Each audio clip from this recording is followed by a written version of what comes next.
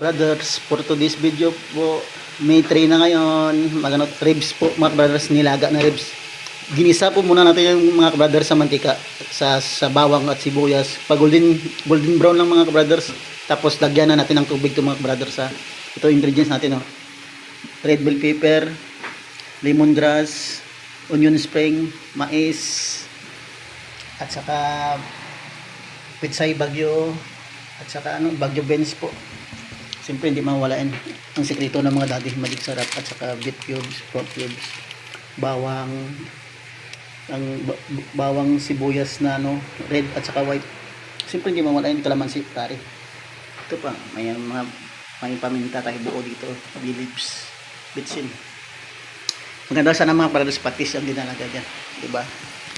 Salamat mga brothers. So, miga live sa pala kay mami ko sa one. Mami, ingat ka lagi. Ay, sa Dubai na sa Abu Dhabi. Mami, ingat ka lagi. Huwag ka magpagot. I love you.